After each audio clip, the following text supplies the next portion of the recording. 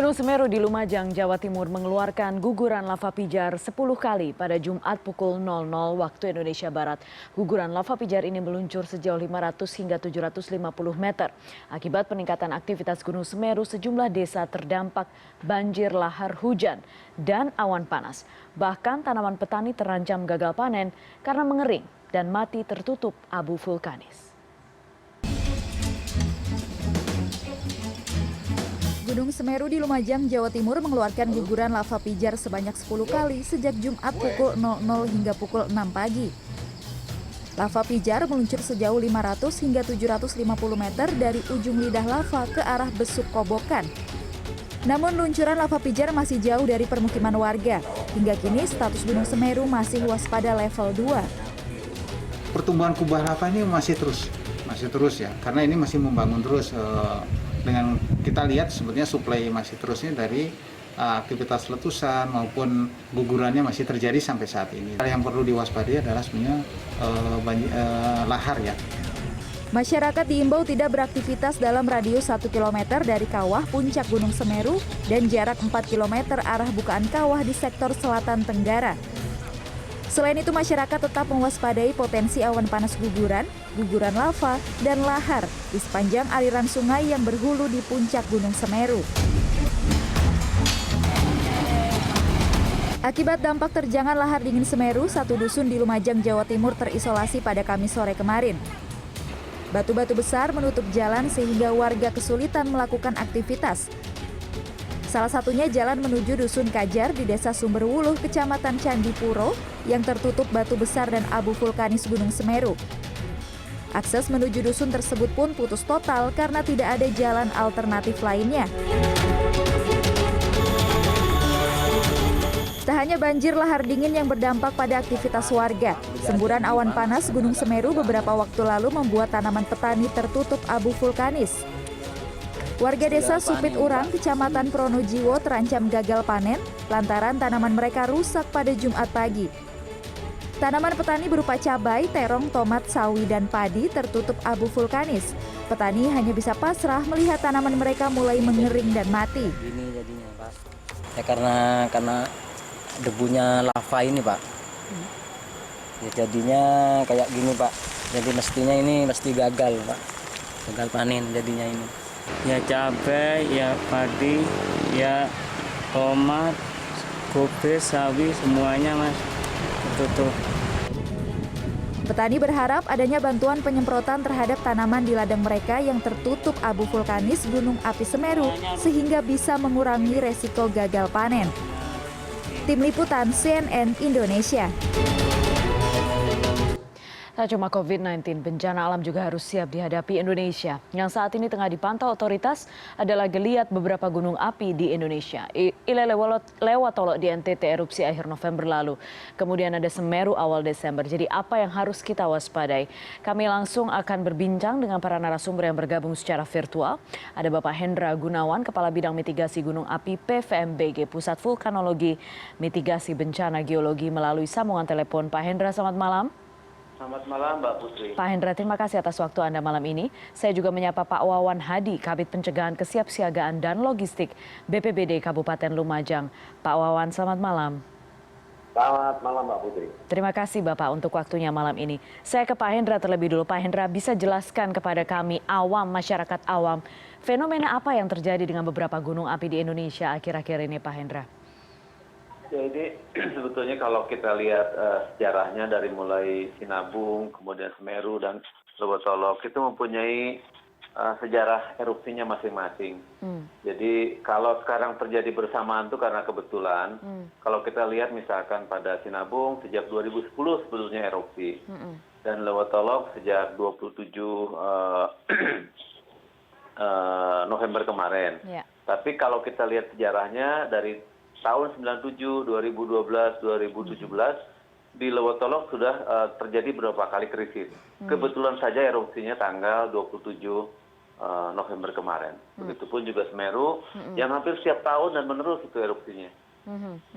Kalau erupsi itu banyak yang kemudian memahami, sepahaman saya juga bahwa intinya mereka melepaskan energi perlahan-lahan dan Betul.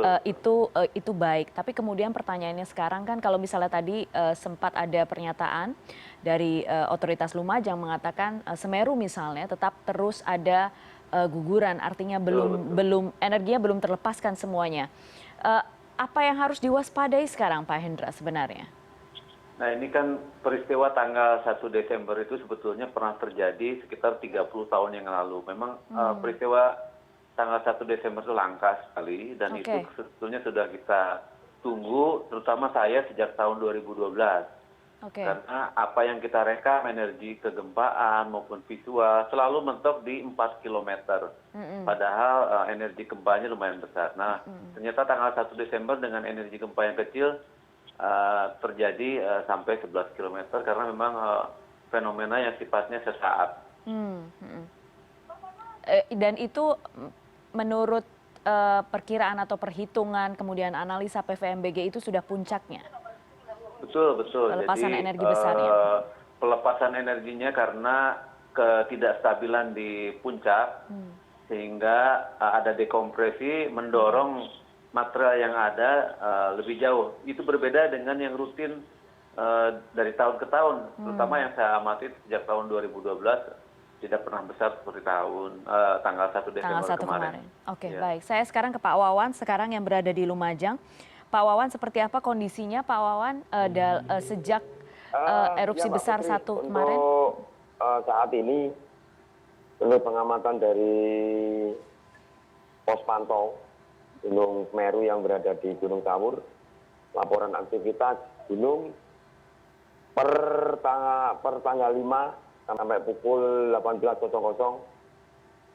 bahwa Gunung Semeru saat ini terpantau mendung dan hujan, angin bertiup lemah hingga sedang ke arah utara timur laut, selatan dengan berat daya suhu 22 sampai 29 derajat Celcius. Dan untuk kegempaan letusan jumlah sekali, guguran juga 1 kali, jumlah hembusan 4. Dan tidak teramati adanya lava pijar maupun awan panas guguran. Dan Semeru saat ini dalam masih posisi waspada level 2. Itu Mbak Putri. Pak Wawan, material vulkanik terus keluar, kemudian Anda katakan tadi ada hujan juga dalam beberapa hari terakhir. Artinya sekarang ancamannya sudah berbeda sekarang, termasuk soal lahar hujan. Bagaimana mitigasinya kepada penduduk di sekitar Semeru? Begini Mbak Putri, jadi kita sudah mewaspadai karena sisa material yang berada di Curah Kopuan itu sangat besar sekali. Dan kemarin pada saat hujan sekitar pukul 15.30 itu sudah mulai mencair dan merembes sampai ke bawah.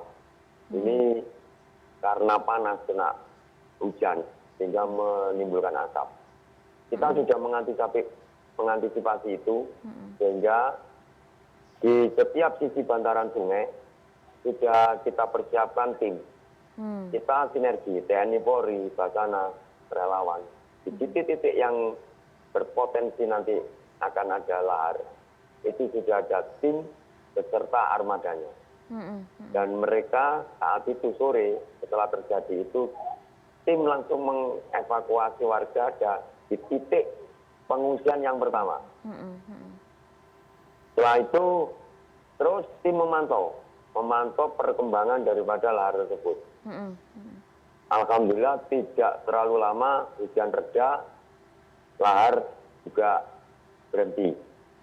Sehingga masyarakat tetap berada di pengungsian, tetap kita pantau, kita turunkan tim kesehatan juga, dan kita tidak lupa selalu menggunakan protokol kesehatan. Memang saat ini kita juga ada bencana alam, juga ada bencana non alam, yaitu pandemi. Bagaimana kita mengupayakan bahwa masyarakat tetap mentaati protokol kesehatan, pakai masker, juga social distancing, physical distancing, tetap seperti itu.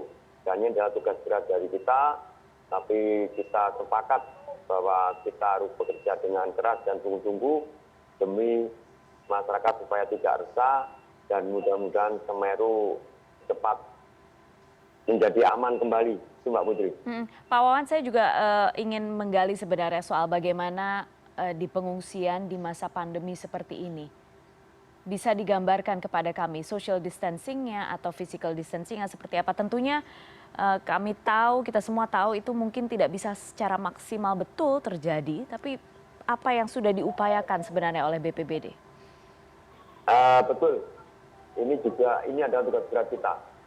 Di saat seperti ini, masyarakat harus kita kelola, kita manage menggunakan protokol kesehatan.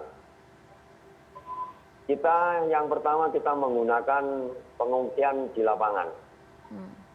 Yang kedua kita menggunakan lokal sekolah dasar yang berdekatan dengan lapangan itu. Yang di lokal, yang tertutup di lokal sekolah dasar, kita bagi 3 penduduk rentan plus 1 disabilitas. Balita, ibu hamil, lansia. Yang 1 kelas, itu yang biasanya dipakai belajar anak 40, kita gunakan pengungsi 20. Tapi kita tidak sempat membuat sket. Kita tidak sempat membuat sketel, tapi pada saat penempatan matras dan kasur, itu kita beri jarak. 1 meter lah. Kalau 1,5 meter terlalu banyak, 1 meter. Dan setiap saat di titik pengungsian itu kita temukan juga kesehatan, tim kesehatan yang selalu mengingatkan pakai masker, cuci dan memantau apabila terjadi pengungsian sakit. Kemarin sempat terjadi 1, cuman sekarang sudah sembuh, ya mungkin salah makan mungkin, jadi agak sedikit batuk karena juga kemarin awal itu juga banyak debu vulkanik sehingga bisa mempengaruhi ISPA. Dan sekarang kita pantau tadi sudah sehat kembali dan bisa beraktivitas. Jadi kita berusaha semaksimal mungkin untuk menerapkan pengungsian sesuai dengan protokol kesehatan. Tapi itu sulit juga, kadang-kadang kita masih menjumpai anak-anak balita yang dicopot maskernya, tapi kita mengingatkan kepada ibu bapaknya, tolong dipakai masker. Kita selalu mengingatkan. Dan terutama untuk tim kita juga tegas harus selalu pakai masker. Harus. Bahkan kemarin juga kita suplai dengan gadil. Supaya nanti kita tidak ingin muncul di klaster pengungsian atau di klaster relawan. Iya, betul. Kita antisipasi itu betul, dan kita juga mendapat suplemen, suplai vitamin kita kepada rekan-rekan, kepada anggota TNI Polri, Basarnas dan sebagainya. Kita siap saat mengingatkan, setiap pagi kita apel. Kita apelkan sebelum penugasan. Disitulah kita dropping suplemen. Itu Mbak Putri. Oke. Baik, saya ke Pak Hendra dulu sekarang. Pak Hendra, kalau misalnya kita bicara soal mitigasi, Pak Hendra, masyarakat Indonesia itu sebenarnya sering agak kendor lupa bahwa tinggal di cincin api. Jadi tidak menyadari bahwa gunung-gunung api ini senantiasa akan melepaskan energi terus gitu. Kalau misalnya kita lihat, Anda tadi sudah mengatakan bahwa ini hanya terjadi kebetulan, tapi mengapa sekarang, Pak Hendra? Pak Hendra? Ya, jadi sebetulnya fenomena alam itu sangat kompleks ya. Ada hal, ya halo? Iya Pak. Ya.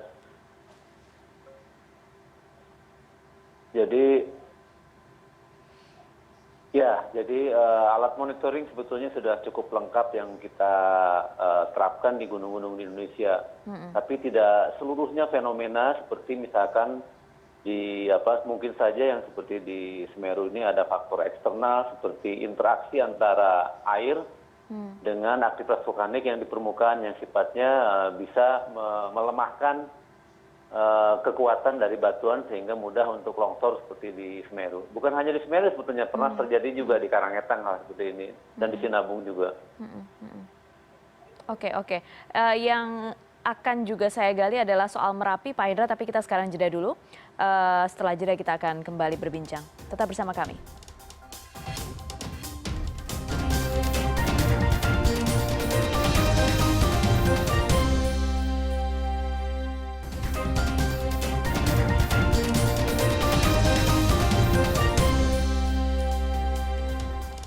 Anda masih bersama kami di CNN Indonesia Prime News. Kami masih membahas soal antisipasi bencana vulkanologi di Indonesia dengan Pak Hendra Gunawan dari PVMBG dan juga Wawan Hadi dari BPBD Kabupaten Lumajang. Saya ke Pak Hendra kembali. Pak Hendra, bagaimana dengan Gunung Merapi, Pak Hendra? Apa yang bisa dijelaskan tentang Gunung Merapi ini? Ya, seperti yang disampaikan sering ya oleh tim BPPTKG yang ada di Jogja oleh kepala balainya bahwa sampai sekarang masih aktivitasnya tinggi tapi stabil tapi tinggi. Artinya kita sabar saja, kita tunggu melihat ke depan seperti apa yang terjadi, walaupun dari kegempaan masih tetap tinggi maupun deformasinya juga. Dan deformasi itu menunjukkan ada deformasi itu perubahan bentuk gitu ya Pak Hendra ya? Ini. Ya, ada artinya ada dorongan tekanan dari dalam tubuh gunung. Pak Hendra, sudahkah bisa diprediksi misalnya seberapa besar misalnya erupsi yang akan terjadi? Ya, kalau kita mengacu pada referensi yang disampaikan oleh BPTKG bahwa dengan radius 5 km itu adalah skenario yang disampaikan apa yang ditetapkan oleh BPTKG bahwa landaannya tidak akan lebih dari 5 km sehingga masyarakat yang di luar 5 km tidak diungsikan. Oke. Baik, sekarang kita ke Gunung Semeru lagi Pak Hendra. Kalau misalnya dari data-data dan analisa itu berapa lama lagi Gunung Semeru akan kemudian stabil, kemudian sudah selesai melepaskan energinya? Sudah bisa dibaca itu Pak? Kalau kita lihat statistik kejadian Semeru, jadi hampir tiap tahun erupsi, apalagi letusan itu per harinya 50 kejadian letusan per hari selama setidaknya 10 tahun. Memang aktivitas Semeru ini sifatnya menerus. Nah, yang seperti 1 Desember itu yang ke depan harus tetap dilakukan, artinya dengan koordinasi yang ketat antara pos pantau pengamatan Gunung Semeru di Gunung Saur dengan BPBD maupun masyarakat pemerintah daerah di sana, sehingga kita bisa lakukan antisipasi dengan cepat. Karena ini kan berkaitan juga dengan penentuan kapan kemudian masyarakat bisa kembali ke rumah masing-masing gitu Pak. Ya. Jadi kalau seperti tadi disampaikan bahwa sekarang yang terjadi relatif lebih tenang ya, ada lava yang jaraknya maksimal sampai 1000 meter dan letusan-letusan abu kecil. Ya mudah-mudahanlah kita ke depan tetap seperti kembali Semeru yang kita lihat di kejadian sebelumnya. Jadi prediksinya untuk tetap menjaga jarak aman 3 hingga 5 km gitu berapa lama kira-kira Pak Hendra kalau misalnya dilihat dari analisa datanya? Ini status level 2 itu lebih dari 10 tahun Mbak Putri. Jarak sampai 4 kilo lebih dari 10 tahun. Jadi sebetulnya artinya kan aktivitas Gunung Semeru ini sifatnya menerus. Hanya kan potensi bahayanya kan selama ini kurang dari 4 kilo, tidak seperti yang 1 Desember. Oke, baik. Pak Wawan, bagaimana dengan logistik Pak untuk para pengungsi sejauh ini Pak Wawan? Gini Mbak Putri, untuk logistik alhamdulillah tercukupi, dan pada kesempatan ini saya juga ingin menyampaikan ucapan terima kasih dari masyarakat, NGO, CSR yang membantu atau mendonasikan sehingga untuk kebutuhan pengungsi sangat tercukupi. Dan ini bahwa 3 pilar, pemerintah, masyarakat, dunia usaha, dan pentahelik. Ini ya terbukti sekarang di Kabupaten Lumajang. Semua saling bahu-membahu pemerintah, TNI, di dalamnya ada TNI Polri, masyarakat, dunia usaha, bahu-membahu, sehingga tugas berat kita menjadi ringan dan pengungsi yang di masa pandemi ini juga tidak terlalu susah dengan adanya bantuan yang mengalir dan sampai saat ini masih terus ada masyarakat yang membantu dan ini sudah sebagian kita diskusikan, kita sekarang juga akan mendiskusikan kembali, tinggal kita sekarang ini update itu data jumlah penduduk karena tiap hari ada bertambah.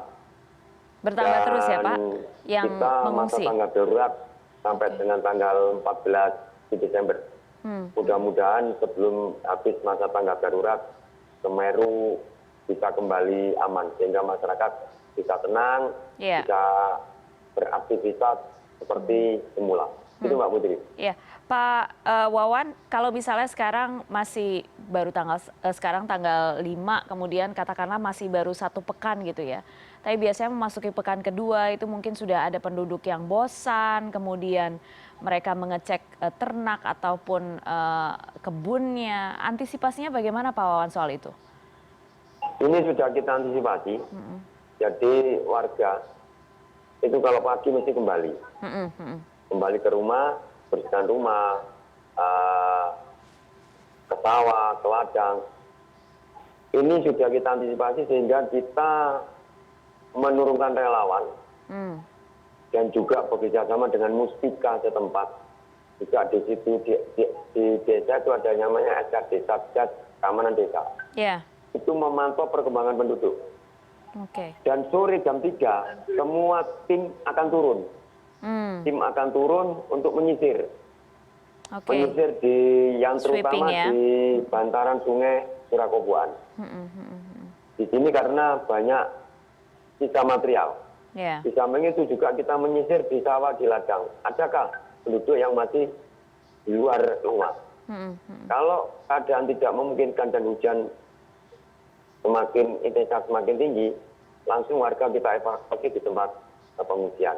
Dan warga sudah paham akan hal ini, sehingga kita harapkan warga bisa evakuasi mandiri. Bahkan ada yang warga yang mengevakuasi mandiri. Jadi di tempat pengungsian itu juga kita jaga, juga kita kunci. Kalau penduduk itu malam ke tempat pengungsian, tim ada yang menjaga rumah, memantau setiap perkembangan. Ini yang sudah kita antisipasi Mbak Putri. Itu Mbak Putri. Oke, Pak Wawan, logistik berkaitan dengan protokol kesehatan Pak Wawan masih tercukupi sejauh ini? Alhamdulillah tercukupi. Dari masker, hand sanitizer, face shield, tercukupi. Sangat tercukupi. Kita sudah membagi masker itu sekitar 10 ribuan. Masker kita bagi. Ini semua masker medis. Karena kita bagi banyak, karena masker medis bertahan hanya 8 jam. Maka dari itu kita suplai hampir tiap hari itu masker. Ada penduduk yang minta langsung kita beri. Ada dari aparat desa minta langsung kita beri. Karena kita tidak ingin nanti kalaupun ada debu, masyarakat masih bisa terlindungi lah. Bisa terlindungi. Itu Mbak. Pak Wawan, Anda mengatakan tadi juga bahwa setiap hari jumlah pengungsinya sejauh ini bertambah terus. Artinya bagaimana sekarang kondisi di kediaman mereka masing-masing Pak? Karena memang material vulkanik masih terus keluar. Jadi gini, pengungsi itu yang kemarin itu ada yang pengungsi mandiri. Jadi itu yang kemarin tidak terdata. Jadi dia mengungsi di rumah saudaranya di luar kecamatan yang terdampak. Nah, setelah itu kita mencoba untuk men-tracking dan men-tracing berapa kakak, berapa jiwa, dan kita pakai data pila. Akhirnya kita sudah ketemu, tadi baru konkret, dan ini pun saya juga akan lebih memastikan lagi kepada kepala desa, saya tidak ingin ada warga yang terselip tidak tersentuh oleh bantuan. Cuman ini yang menjadi masalah ini adalah berita yang hoax, yang tidak benar. Oke. Bahwa dikatakan di sana tidak ada. Padahal kita sudah punya datanya. Kita sudah punya datanya karena setiap kita drop itu ada visualnya, ada visual. Iya. Nah inilah yang membuat kita mengantar berita-berita seperti itu sehingga warga itu tidak resah. Oke. Karena saya khawatir karena rawan sekali pada saat distribusi bantuan. Itu Mbak Putri. Oke, iya, distribusi itu yang paling rawan. Baik, saya ke Pak Hendra terakhir. Pak Hendra, terkait dengan mitigasi Pak Hendra, apa pesan dari PVMBG sekarang untuk masyarakat, warga yang bertempat tinggal di daerah rawan bencana dalam kondisi seperti ini, dalam kondisi pandemi juga? Ya, ini terutama kita belajar dari Semeru ini ada interaksi faktor eksternal dan internal ya. Internalnya dari gunung, eksternalnya dari hujan. Iya. Ini kadang-kadang yang lebih kompleks jadi masalahnya. Artinya dengan aktivitas yang kecil saja, tapi bila berinteraksi dengan air itu bisa seperti kita lihat di Semeru. Nah ke depan masyarakat agar tetap mengikuti perkembangan informasi di gunungnya yang terdekat dengan tempat tinggalnya.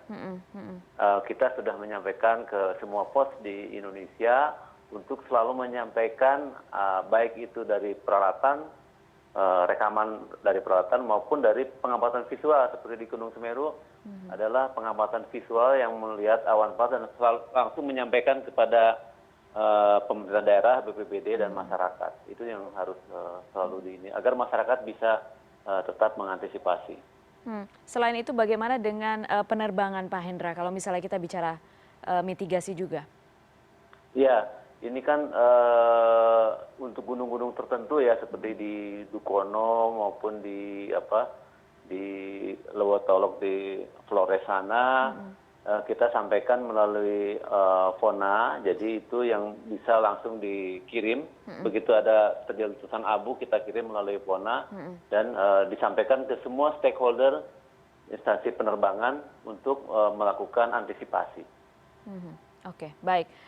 Baik, Pak Hendra Gunawan, terima kasih. Kepala Bidang Mitigasi Gunung Api PVMBG sudah bergabung malam hari ini. Pak Wawan, terima kasih banyak dari BPBD Kabupaten Lumajang bergabung malam hari ini. Sehat-sehat terus Bapak-Bapak, terima kasih. Ya, baik, dan kita akan menghadirkan informasi dari mancanegara. Setelah jeda, tetap di Prime News.